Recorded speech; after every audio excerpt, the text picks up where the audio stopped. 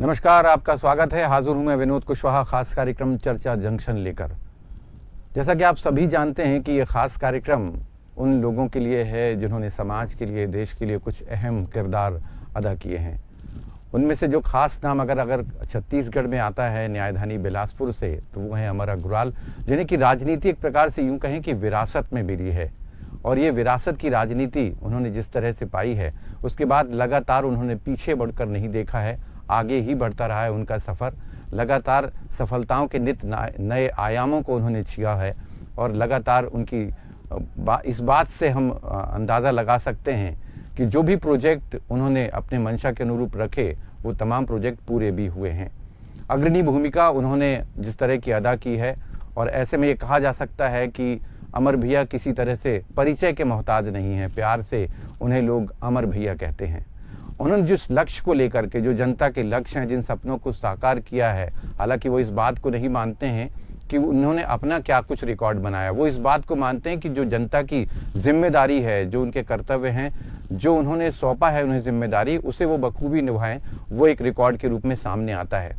और उसका परिणाम इस रूप में था कि बीते विधानसभा चुनाव में जिस तरह की जीत उन्होंने दर्ज की, निश्चित तौर पर कहीं ना कहीं वो इस इशारा करता है कि उनके काम की गति कैसी मिल रही है। आज खास मेहमान के रूप में अमर अग्रवाल जी स्टूडियो में मौजूद हैं। अमर भैया, आपका स्वागत है। बहुत बहुत धन्यवाद है विनोद जी। और हम सवालों के सिलसिले को शुरू करें तो सबसे पहले ही सवाल, जैसा कि मेरे जहन में लगातार आ रहा है, कि आपने राजनीति की सफ़र की शुरुआत किस प्रकार की? आपके मन में जनता की सेवा करने का भाव कब और कैसे आया? जैसा कि शुरू में मैं भूमिका भी मान रहा था आपकी। मेरा जन्म 63 का है जी। और मेरा पारिवारिक पृष्ठभूमि एक राजनीतिक परिवार से है। जी। मेरे स्वर्गीय पिताश्री लखीराम जी 1948 में संघ आरएसएस के मुख्य शिक्षक, और जब ये आज की जो भाजपा है, पहले अखिल भारतीय जनसंघ के रूप में थी, तो 1952 से संघ से वो जनसंघ में आए। जी। तो स्वाभाविक रूप से जिस दिन से मेरा जन्म हुआ है, उस दिन से, क्योंकि एक पृष्ठभूमि राजनीतिक परिवार से रही, तो सब तमाम नेताओं का आना जाना, एक पारिवारिक वातावरण, राजनीतिक में रुचि, सामाजिक में रुचि, जी, मैंने बचपन से ही देखा। जी। लेकिन मुख्य रूप से अगर मैं कहूँ तो 25 साल की उम्र तक मैंने अपना समय, पहले 21-22 साल तक एजुकेशन में, और उसके बाद व्यवसाय में। जी। मैंने कुछ व्यवसाय में भी इंटरेस्ट लिया। जी। लेकिन मुख्य रूप से जब 1990 में मेरे बाबूजी मध्य प्रदेश भारतीय जनता पार्टी के अध्यक्ष बने। जी। तो चूंकि वो सहयोगी साथ नहीं रखते थे, तो मैं उनके साथ रहता था। जी। तो सक्रिय जो राजनीतिक में मेरा प्रवेश है वो 1990 में हुआ, और मैं उनके एक सहयोगी के रूप में काम करने लग गया अविभाजित मध्य प्रदेश में। जी। और उसके कारण मेरे तमाम भारतीय जनता पार्टी के सारे कार्यकर्ता से लेकर नेता तक का संपर्क बना। तो फिर स्वाभाविक रूप से राजनीतिक में रुचि हुई, और 1996 में पहली बार मुझे बिलासपुर जिले का युवा मोर्चे का अध्यक्ष बनाया गया। तो मेरी वास्तविक शुरुआत अगर कहोगे इंडिविजुअल सक्रियता के साथ, तो 1996 में हुई। जी, यानी छत्तीसगढ़ बनने से कुछ साल पहले। हाँ, छत्तीसगढ़ के बनने के कुछ साल पहले, और 98 में तो मैं यहाँ का विधायक बन गया था। जी। जब हम मध्य प्रदेश में ही थे। जी भैया, जैसा आपके बारे में कहते हैं कि आप हर काम करते हैं वो एक विजन लेकर के करते हैं, और उसमें बखूबी सफलताएं भी मिलती हैं। अभी जो हाल ही में जिस तरह की सफलता आपको मिली, बड़ी एक प्रकार से कहें बड़ी लंबी लीड आपने विधानसभा चुनाव में जीत दर्ज की थी। आगे आने वाले समय के 5 साल की तस्वीर किस तरह की देखते हैं बिलासपुर की आप? नहीं, देखिए, मैं ऐसा मानता हूं कि कोई भी अपना जो सोच है, जी, ठीक है, अवसर मुझे विधायक के रूप में 5 साल का ही मिलता है। जी। लेकिन 2 प्रकार से किसी भी राजनीति या जनप्रतिनिधि को सोचना चाहिए। एक तो शॉर्ट टर्म, अगर आज मैं शॉर्ट टर्म की बात करूं बिलासपुर की, तो सड़कें ठीक हो जाए, बिजली, पानी। लेकिन अगर मैं लॉन्ग टर्म की बात करूं तो लॉन्ग टर्म में जो युवा हैं उनको रोजगार के अवसर कैसे मिले, शिक्षा के जो तमाम संस्थान हैं जिससे बिलासपुर का नाम हो बड़े बड़े, वो कैसे आए, हेल्थ के सेक्टर में कैसे प्रगति हो, फिर यहाँ की प्रति व्यक्ति आय कैसे बढ़े, औद्योगिकरण कैसे बढ़े, और इसके अलावा बढ़ती हुई आबादी की चुनौती को देखते हुए आज हम कौन सी चीज़ों को प्रारंभ करें जिसके 20 साल के बाद जिसका लाभ दिखाई देगा। तो एक जनप्रतिनिधि के नाते मैं ऐसा मानता हूँ कि 5 साल तो एक कार्यकाल होता है, लंबा सोच के कुछ उसकी नींव डालना और कुछ तत्कालिक रूप से काम करना। देखिए, जहाँ तक सवाल है, बिलासपुर एक शांत प्रिय शहर है, लेकिन विगत 5 वर्षों में बिलासपुर में जो यहाँ की अशांति हुई, तो मेरा पहला वादा तो यही था कि बिलासपुर को अपराध मुक्त बनाना है।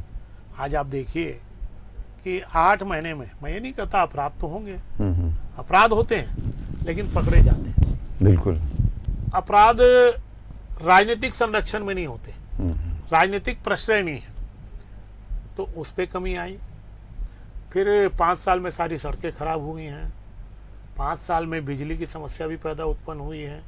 ये तीनों को मैं तत्काल रूप से करना और आगे के लिए जो अधूरे प्रोजेक्ट हैं, जैसे एक सुपर स्पेशलिटी हॉस्पिटल है, वो कैसे जल्दी प्रारंभ हो जाए।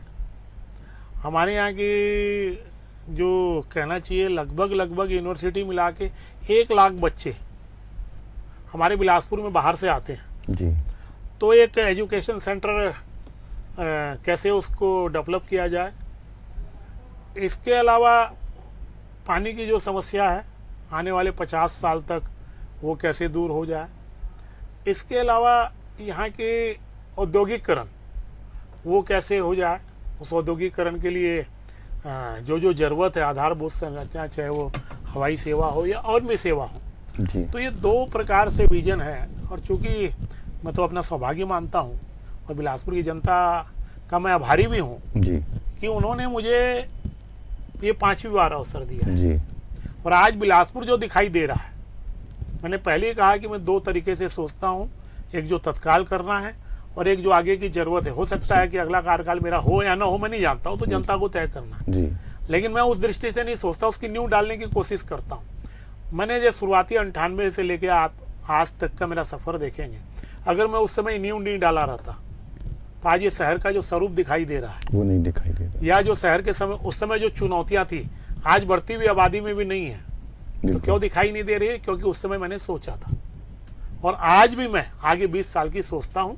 वो एक अलग बात है कि भाई जनता किसको अवसर देगी किसको नहीं देगी, वो जनता का विषय है, लेकिन मेरे जो आज कर्तव्य है वो मैं उसकी नींव डालने का काम जरूर करूँगा। बिल्कुल, बहुत सही है कि कारवां तभी बनता है जब हम एक सोच लेकर के आगे बढ़ें और लगातार सफलता के कई मुकाम जो है वो आपने हासिल किए हैं और बढ़ते ही चले जा रहे हैं। और ये बात सही है कि जो बिलासपुर 20 साल पहले था, आज उस बिलासपुर की तस्वीर और तकदीर बदलती हुई दिखाई दे रही है और ऐसा कुछ हुआ भी है। आने वाले समय में नगर निगम के चुनाव हैं और अगर हम लोकसभा चुनाव की बात कर लें तो बहुत अच्छा मैनेजमेंट था कि आपने यहाँ पर जिस तरह का परिणाम दिलाया, जीत दिलाई पार्टी को।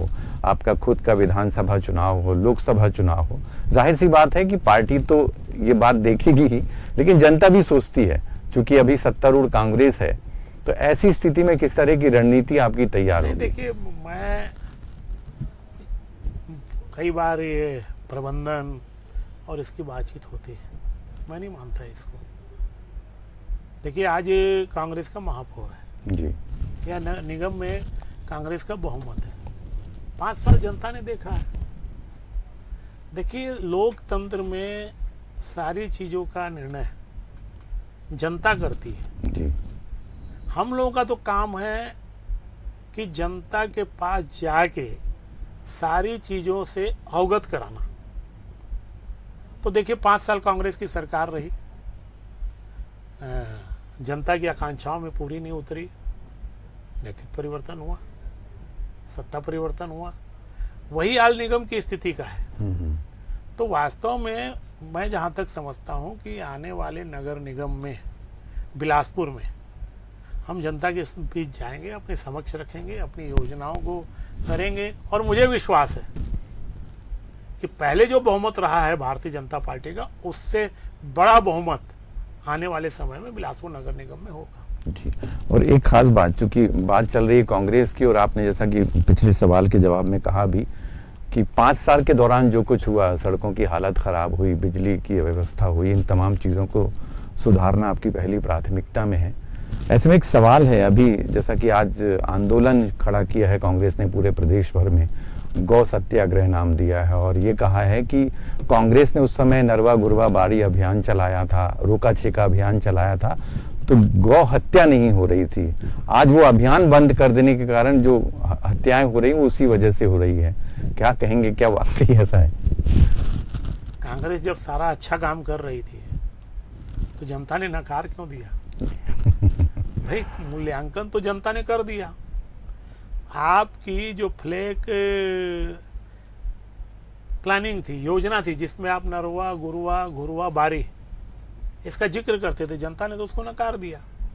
लेकिन ये बात सही है कि आज छत्तीसगढ़ में ये जिस प्रकार से मवेशी का बढ़ रहे हैं, और चूंकि उनसे आर्थिक स्रोत नहीं होता तो उनकी देखरेख करने वाला नहीं है, और उसके कुछ परिणाम कई जगह खेतों में घुस जाते हैं, कई जगह सड़कों में आ जाते हैं। तो उसके लिए गौ अभ्यारण्य अभी हमने एक योजना बनाया है जी, और इसके बारे में हम चिंता करेंगे। लेकिन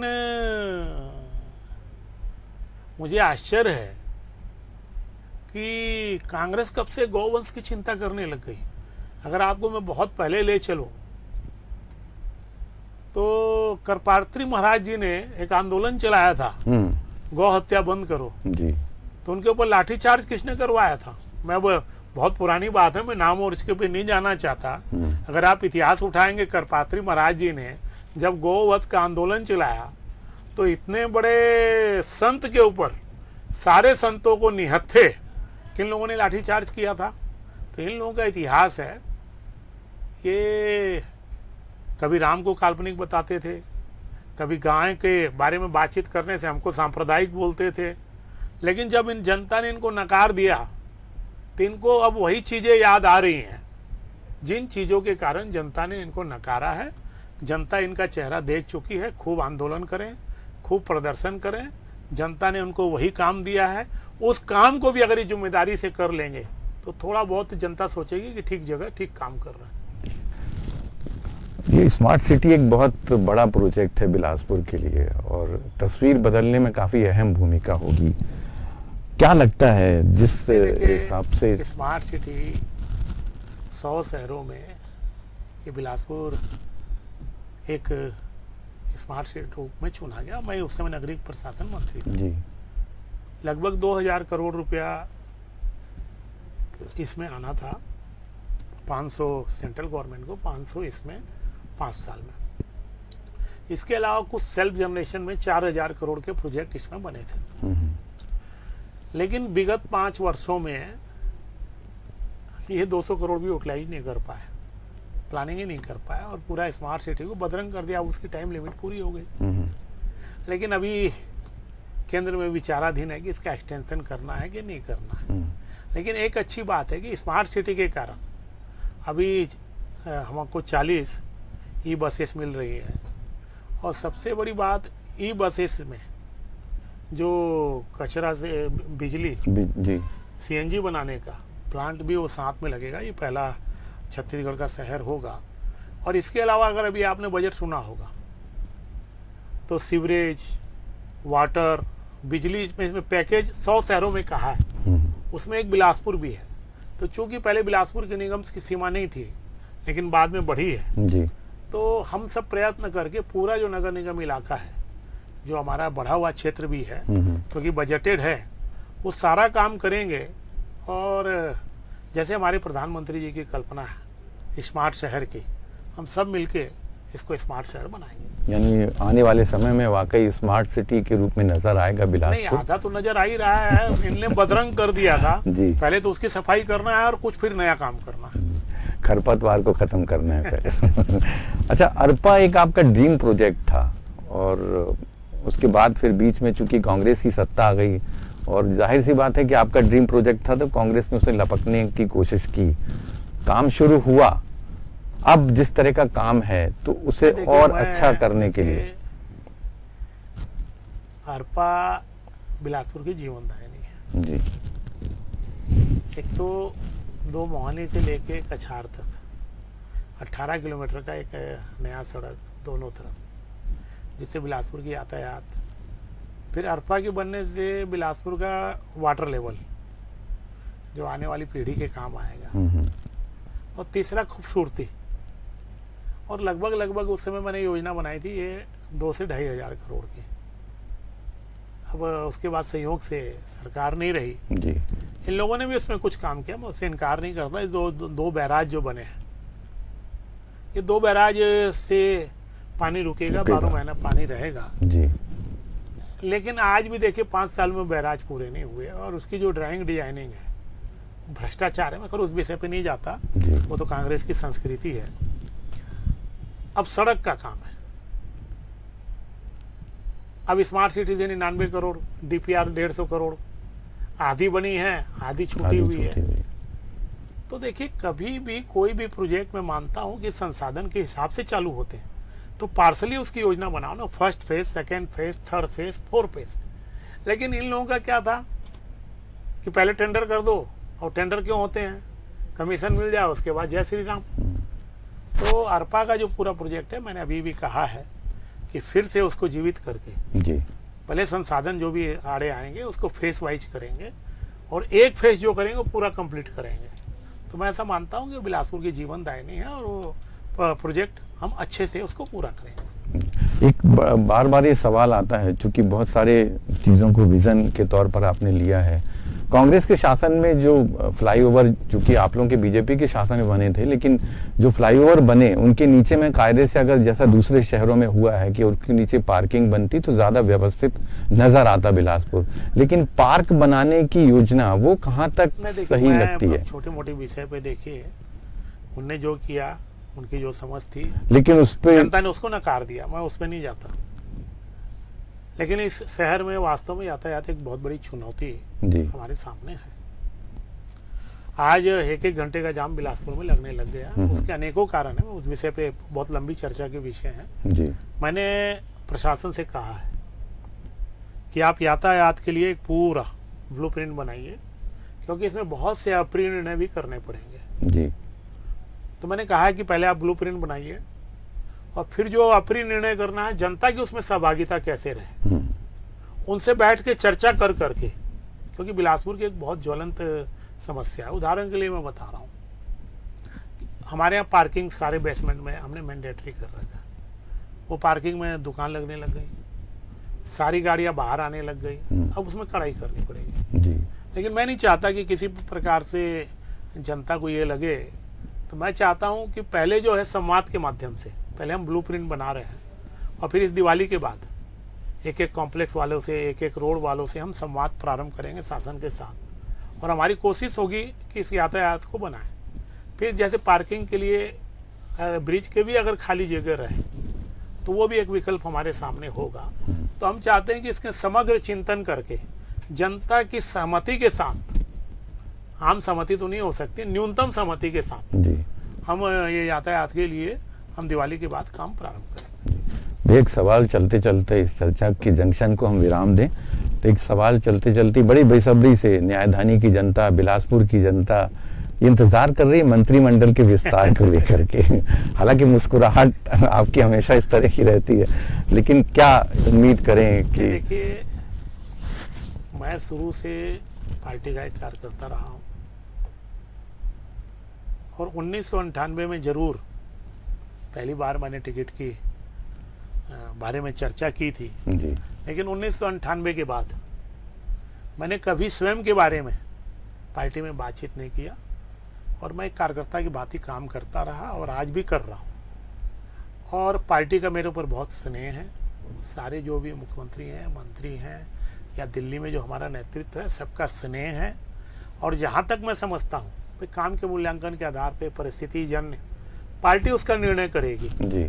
और जहाँ तक बिलासपुर की जनता का सवाल है, मैं बिलासपुर की जनता को आश्वस्त करता हूँ कि आपने विधायक चुना है और पार्टी का मेरे ऊपर स्नेह है। उनकी सेवा में कहीं आपको ये अभाव नहीं होगा कि मैं मंत्री हूँ या नहीं।